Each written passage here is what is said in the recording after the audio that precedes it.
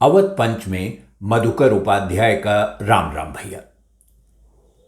अवध पंच का ये अंक विशेष है। अभी थोड़ी देर पहले इसका एक अंक हमने रखा है सबके सामने, वो अवधि का अंक है, लेकिन इसकी ज़रूरत इसलिए आ पड़ी कि एक बहुत बड़ी घटना और एक राजनीतिक रूप से महत्वपूर्ण, देश के स्वास्थ्य के लिए महत्वपूर्ण, देश की सोच के लिए महत्वपूर्ण एक ऐसी घटना हुई है जिसके बारे में तत्काल टिप्पणी करना जरूरी लगा।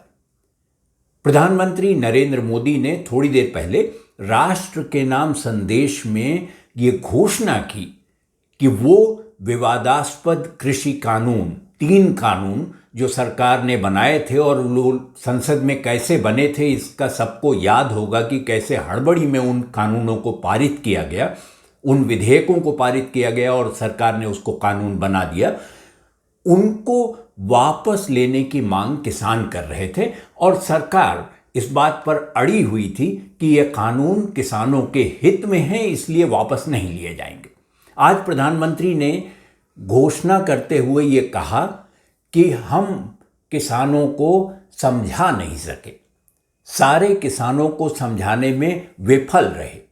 हम किसानों के हित की बात करेंगे, उनके हित के साथ खड़े होंगे, लेकिन फिलहाल अगर किसानों का कहना है कि यह कानून उनके हित में नहीं है और हम ये समझते हैं कि हम मानते हुए भी कि यह कानून किसान के भले के लिए थे, हम उनको वापस ले रहे हैं। प्रधानमंत्री ने अपेक्षा जाहिर की कि अब किसान अपने खेतों पर लौट जाएंगे। जो गाज़ीपुर, दिल्ली की सीमा पर गाज़ीपुर और टीकरी बॉर्डर पर जो बैठे हुए किसान हैं वो यहाँ से चले जाएंगे और जाकर खेती का काम करेंगे, जो उनका मूल काम है। सरकार ने या सरकार की तरफ से जो उनकी पार्टी है, भारतीय जनता पार्टी, उसके तमाम नेता कई बार ये कहते रहे और इस तरह के बयान आते रहे कि जो आंदोलन कर रहे हैं वो किसान नहीं हैं, वो कुछ और हैं। उनको आतंकवादी तक कहा गया, उनके रास्ते में कीलें बिछा दी गईं, उनके लिए तमाम तरह की मुश्किलें पैदा की गईं। और लखीमपुर खीरी की घटना तो आपको याद ही होगी। तो दिल्ली से लेकर उत्तर प्रदेश तक, हरियाणा में, पंजाब में, हर जगह सरकार को लग रहा था कि ये आंदोलन शायद अपने आप टूट जाएगा, ख़त्म होगा। वो नहीं हुआ और वो इसलिए नहीं हुआ कि सरकार किसानों की ताकत का अंदाज़ा नहीं लगा पाई। अब हुआ तो क्यों हुआ, इसका वक्त बहुत महत्वपूर्ण है। आज क्यों? आज इसलिए कि आज प्रधानमंत्री गुरुपर्व के अवसर पर यह घोषणा कर रहे थे। गुरुपर्व के अवसर पर की गई इस घोषणा को सीधे सीधे इस तरह न देखा जाए कि एक इवेंट की तरह उसको प्रधानमंत्री ने इस्तेमाल करने का प्रयास किया, बल्कि ये समझा जाना चाहिए कि इसका सीधा जो संबंध है वो उत्तर प्रदेश के, पश्चिमी उत्तर प्रदेश के हिस्से से है और पंजाब से है, जहां विधानसभा के चुनाव 2-3 महीने में होने वाले हैं। इस दृष्टि से भी इसे देखा जाना चाहिए और इसलिए जो इसका समय है घोषणा करने का वो महत्वपूर्ण होता है। अब प्रधानमंत्री ने ये घोषणा तो कर दी।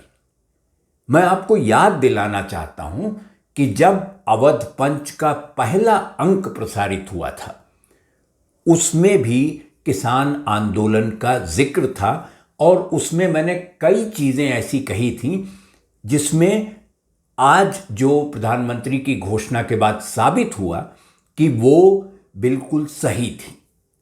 महात्मा गांधी का किसानों के बारे में आकलन 100% सही साबित हुआ। प्रधानमंत्री ने कहा था कि हम किसान कानून किसानों को न समझा पाने के कारण वापस ले रहे हैं, लेकिन अंततः ये वापस होना किसान के हक में वो कानून थे कि नहीं थे, ये फैसला करना सरकार का काम नहीं हो सकता, ये किसान का काम है। और किसान ने अगर उसे नामंजूर कर दिया है तो सरकार को वो मानना ही था, क्योंकि गांधी कहते थे कि किसान कभी पराजित नहीं होता।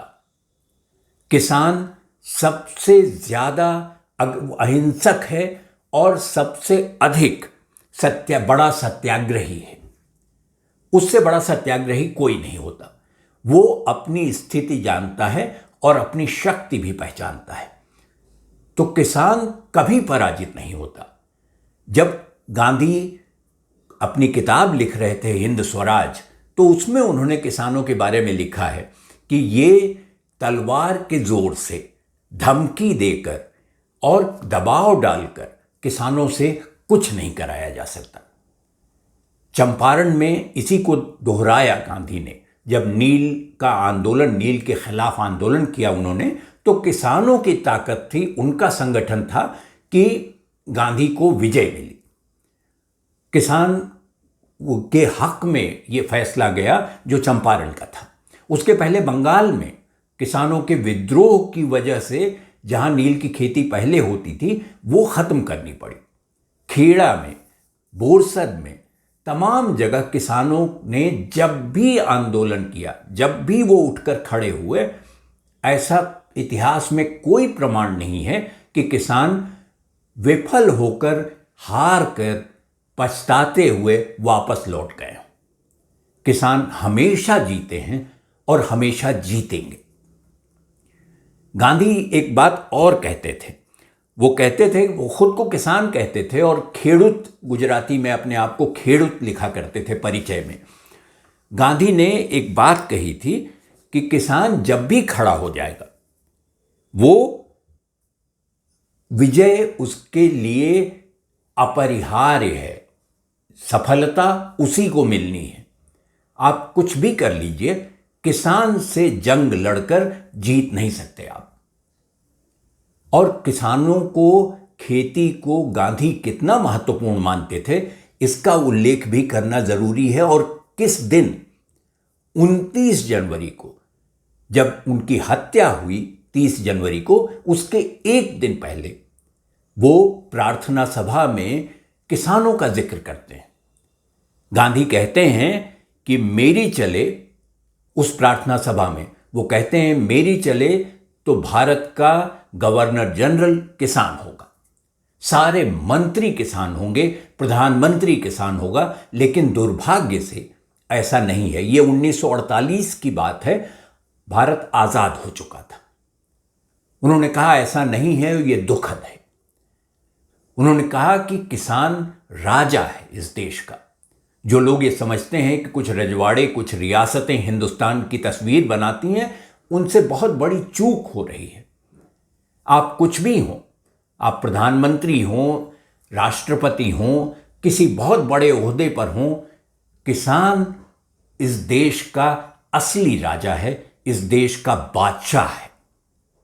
वो न पैदा करे, वो खेत में न हल लेकर उतरे, तो आप खाएंगे क्या? गांधी कहते हैं, और ये टिप्पणी मैं बिना किसी आगे पीछे कुछ जोड़े कर रहा हूं। उस समय प्रधानमंत्री जवाहरलाल नेहरू थे और गांधी कहते हैं कि जवाहरलाल बड़े विद्वान होंगे। किसी भी प्रधानमंत्री के लिए अगर आज की घटना के संदर्भ में रखें तो भी आप इसको नाम बदल के एक बार फिर सुन लीजिएगा। जवाहरलाल बड़े विद्वान होंगे, बड़े लेखक हो सकते हैं, लेकिन खेती के बारे में उनको क्या मालूम। ये टिप्पणी किसी भी जो व्यक्ति अपने आप को यह समझता है कि वो सारे फैसले और सही फैसले सिर्फ वही कर सकता है, उसके लिए लागू होता है।